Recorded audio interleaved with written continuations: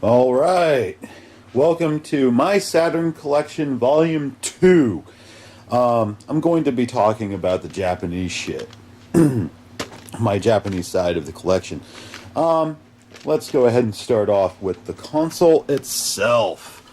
That is my pride and joy right there. My Model 2 Sega Saturn. Now, the reason this is my pride and joy has everything to do with the fact that when I decided to rebuild my Saturn collection, I had actually picked up a Model 2 Saturn from Next Level Video Games in Blackwood, New Jersey, and I was really happy with it. I had it for like 2 months, but then I had gone in to look for more video games, and he had this, along with its box, which is buried back there. But he had this for $80. Mind you, this was like 5-6 years ago. So don't go in there expecting to find another Model 2 Saturn for that kind of price. But still, I was like, holy shit. If I traded my American unit back and paid extra, could I get it? He's like, yeah, absolutely. I'm like, sweet. So I did that on the same day. Went back home, packed up my American Saturn, brought it back, got this. Yeah, I found that Model 1 Saturn way later, but still, I got this, and to make it even better, I had gone to Otakon one year, and I found a VCD card to put in this fucker. So it's in the back, and there I have an action replay cartridge. I've had some people tell me that the action replay cartridge does not work very well with SNK games, but it works exceedingly well with mine. I never take that fucking thing out. So, except to play one of my games, and I'll explain why later. But yeah, VCD. I actually have some VCD movies. I had gotten into the format before I realized there were game consoles that could play VCDs. So, I have a bunch here, like John Woo movies, like Blackjack, Bullet in the Head. Bullet in the Head is a collector's item because this is the only version of the movie that has his alternate ending, his original preferred ending. Otherwise, it's okay. It has been trimmed so that it would fit on 2 CDs because it is a long movie. But if you want the definitive cut of Bullet in the Head, you have to find like the French Laserdisc or a copy of it. But yeah, and Star Wars movies. Unfortunately, the trilogy is the special edition Star Wars trilogy. It's not the untouched.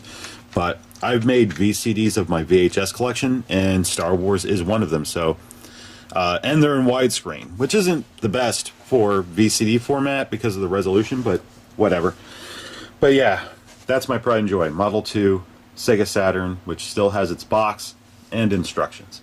But play that a lot. Now, God, I'm getting old on my knees. Okay, now, my games. Not a lot, obviously, but we'll start with the top.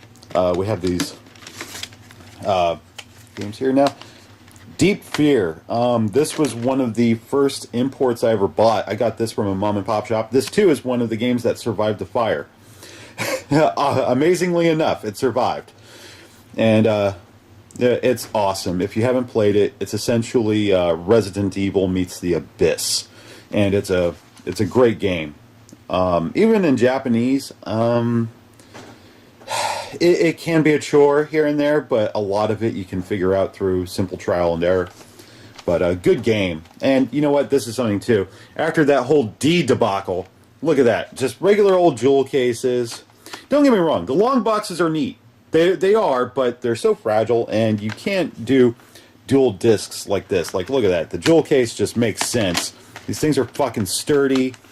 They don't break anywhere near as easily. Just such a better design. But yeah, Deep Fear, good game. Put you back. And as I said, my complete version of Biohazard, the case. I always find some Japanese packaging bizarre. I'm like, are those really enough screens to be like, yeah, that game looks awesome? You know, I'm not sure. I always found it a tad strange. Ah, yeah, Dracula X, Nocturne in the Moonlight, otherwise known as Castlevania Symphony of the Night. Got this after I finally played and beaten the PlayStation version. I like that too. Transparent spine, and there. And even take it out. That is sweet.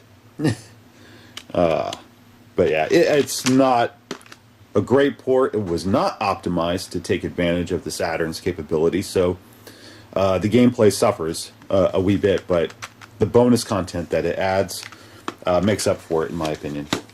So, yeah, Dead or Alive, unfortunately, the disc does not work. Got that from E-Starland. Oh, Dynamite Deca! Yes, otherwise known as Die Hard Arcade. And I've talked about this in the video for the game. I always thought that was weird. Like, here, this one isn't even connected to Die Hard. Yet, the guy looks like Bruce Willis. Yeah, if you look on the Die Hard Arcade case, he doesn't look like Bruce Willis. But yeah, Die Hard Arcade, that's a favorite. And Elevator Action 2 returns. Well, I think 2. I mean, look at that. It's there. Yeah, I always see this like online as Elevator Action Returns, not Elevator Action 2 Returns. It's like that Alien 3 bullshit. I don't get it. But yeah, see, now look at that. It doesn't even show gameplay. It just shows these really nice renderings of the main characters. I'm like, just I don't understand Japanese marketing. I really don't. Well, at least not when it comes to packaging. Fighters Mega Mix, that is pretty sweet. Damn good game. Where did I buy that from? I have no idea. No fucking idea. I don't remember. It's been a while. Groove on Fight. Now, this game I bought because I had gone to Otakon. Yeah, and there was this panel there. A guy talking about, like the top 10 Japanese games you've never played. And I forget his name, but I got to play a bit of this game. He had a Saturn hooked up to a big screen, and he pulled people from the audience and had them play against each other. We had time to do that. It was sweet. And Groove on Fight was one of those games. And he had told us all about the character stories and how it plays. And it's essentially a versus game. You pick 2 characters to fight 2 other characters. You can tag out on the fly. And it's a damn good game. The loading times are a tad silly, especially since it does use the RAM cartridge. But whatever. Good game, though. Good game. Well, Marvel Superheroes. I think I bought this at E-Starland, but I think I may have... Or no, not E-Starland. I got this from Next Level Video Games. I just changed out the case because I didn't like his stickers. I didn't like the stickers, so I got rid of those. And what's the other one? I forgot. Oh, Marvel Superheroes versus Street Fighter. This was another game I really wanted because it utilizes the 4 megabyte RAM cartridge. And, it's basically arcade perfect. So I love that game. That is sweet. Oh, and also another thing I love about the Japanese Saturn, you have all these great SNK ports. Like Metal Slug is fucking awesome. I remember having the PS1 version. I think it was called Metal Slug X. And if I remember correctly, it would like load in the middle of a stage. And I thought that is strange. But, Nights into Dreams. Again, transparent spine. I really like that. Is there anything on the inside? Oh, yeah. See, that's nice. Oh, and there's the spine card showing off the white 3D analog controller. I'd like to get one just to go with the unit. It'd be nice. But, get in there. Oh, and Fire Pro Wrestling 6-Man Scramble.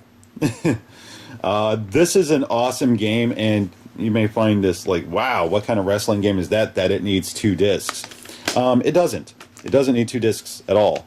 But no, the instruction booklet is really fucking thick. That's one issue. I find that odd. I hope the disc is in the... oh, there's the other instruction booklet. It's like, look at that. That's a fucking book. and the game disc itself. So really, it just got this big ass case to hold instructions. And yeah, next level video games, $15. Yeah, a friend of mine was really into wrestling, so got this, and we ended up playing this a lot. I sucked at it, but man, he went nuts. He actually went through and like renamed all the American characters after the American wrestlers that they were based on. So that's how obsessed he got. Strange. But oh, and another one, Street Fighter Collection. Yeah, this has a Super Street Fighter 2, Super Street Fighter 2 Turbo. No disc in there because that's actually in my Saturn right now because I was playing it the other night. Oh, and Street Fighter 02 Dash. Yeah, you get these games and they're just cheaper. Like yeah, that was $20 back in the day. I don't know how much it goes for now. I don't really keep track of it. Like I was surprised to find out that this game now sells for like $200. I'm like, fucking really? It's a Japanese game. They made like shit tons of these, didn't they? And no, I was kind of taken aback by that, but I don't keep track regularly. Oh, Real Bout Special. I also like these games. I'm not as good with SNK fighting games like this, particularly Fatal Fury, but I'm getting there. I'm practicing. Oh, Samurai Showdown 4. Amakusa's Revenge. Yeah, that's an awesome game. I really enjoyed playing that as well. I didn't really get into SNK until I got a Japanese Saturn and found all these games. It's pretty sweet. Oh, Sega Ages Volume 1. And it has like Head-On, Pango, Up and Down, Flicky. Pango, like when I got this is when I found out Mickey Mac has an addiction, and it's to Pango. Really fucking loves Pango. Like obsessed with the fucking game. Played the shit out of it. Couldn't get him out of my house. Obsessed. Okay? And Head-On is like it's like death proof. No, I hate to admit it, but I think James Rolfe had that one right. It's like death proof. The video game if it had been made in 1983. But yeah, Pango, well, Mickey Mac's addiction to Pango is adorable, but oh yeah, there we go. Sega Rally Championship, my favorite racing game. Yes, this is my favorite racing game. And yeah, I have it on, North American Saturn, but I had this one first. I would love to have all the classics on my North American, but it's cost prohibitive. You just have to go with what you can find. And this was it, And really, it's very import friendly. You don't need to know Japanese in order to enjoy it.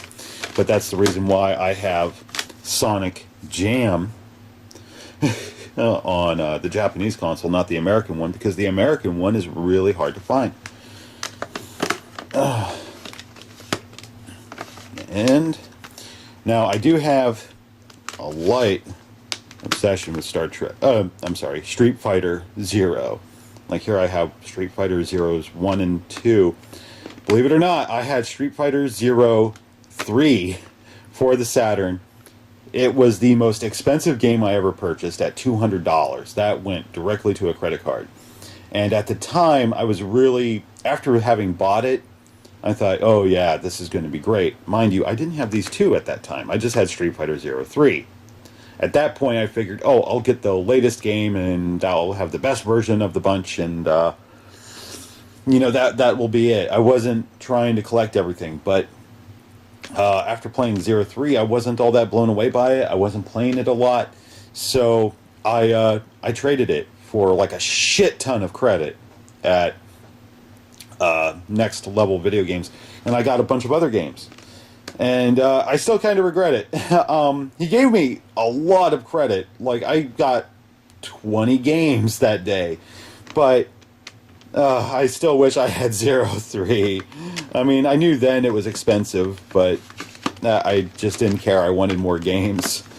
And I didn't think I'd become so obsessed with Zero games after playing like 1 and 2 that I would want to have like a complete set. But, dumb. Virtua Cop, which again I don't play because I can't really take advantage of the stunner. That was $8. Yeah. But Yeah, some of these I'm glad to have complete. Virtua Cop 2. I'd like to get a better or a bigger TV that's not flat screen that I can enjoy my stunner games again. You know, my light gun games. Oh yeah, Virtua Fighter Remix. I bought this just to review it because I have the North American version, as you remember, and now I have the remix. So all the characters have been texture mapped really, really well and all that bullshit. So, you know, I got to talk about that eventually. And, you know, Virtua Racing, which was not a very good port of the game because it was handled by Time Warner Interactive. It wasn't handled by AM2, nobody. So it's like, what the fuck, man? And it's great, too. A guy that actually worked for Time Warner and who had worked on this port doing the controls for this actually came up and said, yeah, my bad. He actually responded to my old video on My Life with Sega saying, yeah, man, that was me. I'm sorry. And, you know, he gave me a lot of insight talking about Time Warner and how they had done the 32X ports of other games like Primal Rage, shit like that. And some Saturn games here and there. But he had a lot of fucking insight, and it was great. Wait, what the fuck? Holy fuck, I didn't get rid of it! Holy shit! Oh, fuck. I thought I had traded this, because I reviewed this for My Life with Sega. Oddly enough, it's one of the videos that got the most views. It's a negative review, and I've gotten people that bitch me out for... you know, my take on Godzilla Generations. But, oh man, I thought I traded this shit. I couldn't find it. I didn't realize I had put it with my... Fuck. Because, you know, it sits in that little buried by other games and shit. So, wow, okay. That... Ha! Fucking A. I would like to give it another try. And I'd like to review it again on Mastercast. Give it another review and maybe get that one code to work so I can unlock some more characters. Okay, now, these games are a big deal to me because they actually came in these big boxes, you know? And I hadn't seen games like that before. Now, I'll start with the Uber Special one. This was Uber Special for me because I had read about this port. Now, mind you, I'm not a huge X-Men fan. You know, not really. I love the movie and shit, the first two films, and I like the, like Days of Future Past, shit like that, First Class. But really, I was never big on the comics. I kind of enjoyed the cartoon, but, you know, long and short, I'm not a huge X-Men fan. But I think the characters are cool. I had read about this in Game Fan magazine, and it sounded so cool and how it was like arcade perfect and shit like that. And I was like, oh god, I need to find this game. Why didn't they bring it out in North America? You guys are assholes. What the fuck happened, Sega? You know, that was me, man.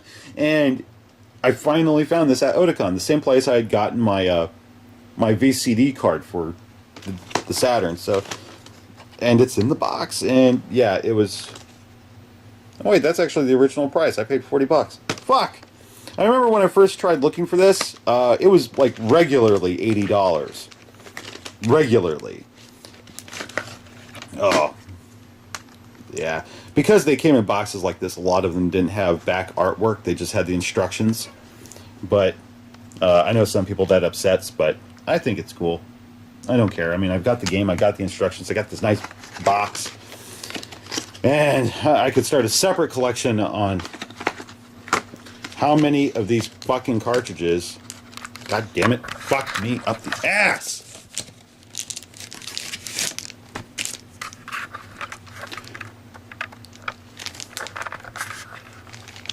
My 4 megabyte RAM expansion cartridge. I got like 3 of these goddamn things. It's kind of stupid. I feel like I shouldn't hang on to that many. Maybe I should like sell one or trade it, whatever. Somebody told me I should flash one of them so that I can make it into a pseudo Saturn, but I've looked at the tutorials, and for whatever reason, I can edit movies, I can do audio mixing, all that bullshit, but trying to do like a flash cartridge and the burning of the disc and all that, it boggles my fucking mind, and I just haven't the patience. So I have another one, but I'll just keep it Capcom for a moment. Yeah, here, this one was in a little worse for wear. Oh, but this is an awesome game. Vampire Savior, otherwise known as Darkstalkers, if I remember correctly. Yeah, Darkstalkers. And same deal. Great game, though. Not as impressive as X-Men vs. Street Fighter or Marvel Superheroes vs. Street Fighter, but still very cool. I love the artwork and design in that game. Yeah, this one didn't come with its little plastic sleeve. I really like Saturn cartridges. I really wish they had done something like the Master System, where they had games that came on cartridges and some that came on CDs. I think that would have been neat. I know they had planned on doing that at one point, but for whatever reason they had decided to just stick with CDs. All right. King of Fighters 95. Good game, visually gorgeous. I think it is. And great music. Great fucking music, sound effects. This is just a fantastic port. I've been told that the later games were better, but this was like one of the first for me. This was one of the first games I bought after rebuilding my collection, and it was nice. And this blew my mind, though. It has its own cartridge, and that's when I had to learn about the different cartridges. This is, I believe, the one and only game that has its own cartridge, because this is a ROM cart, a 1 megabyte ROM cart. It actually contains game data. So you need both the cartridge and the disc in order for it to work. Unlike a RAM cartridge, where it just adds more memory so that it can store more game on the cartridge during gameplay, then it just goes away. But this one actually contains data. So if the cartridge itself gets fucked or the disc gets fucked and the other component is fine, it doesn't matter. You still can't play the fucking game. This is my only problem with this kind of setup. Really, it's better just to have RAM cartridges that do not contain game data. But still, it's neat, though. And having a Japanese console, I can actually put that in there. And it's neat because it has the sticker on it. So, like, I'm playing the game, I'm like, ooh, it's like my little home arcade system. And I get really stupid dorky about shit like that. I apologize. But that's my love right there. I love this shit. I still can't believe it's on Godzilla. Where'd the instructions go? Oh, they slid out because fuck me up the dick. Oh, there's the spine card. Okay, that's good to know. But anyway, that is my Japanese collection of games. Oh, that's my roommate's cat. That is Zach. Hi, Zach. This is a common thing for him. He just likes to come and crash on, like, the corner of the bed. Isn't that right, Zach? Huh? Yeah? What? I knew I should have closed the door on you. You're like, what the fuck? Stop filming me. I got you. All right. No, but later, I think I'll talk about my 32X. You know, not enough people talk about 32X with, like, joy. You know, like, oh, yeah, I love my 32X. A lot of people are like, it sucks. It had a few good games. But, it should never have happened. Even I admit that. It shouldn't have happened, but I still love it. Okay. So thank you for watching. I hope you got some good shit in there. If you see some, hey, this helps too. If you ever see a game where it's like, oh man, fucker, review it. Now you know I fucking have it, so I can't pull out of the shit. So anyway, thank you very much. Join me next time when I talk about 32X. Fight! 1, ready, go!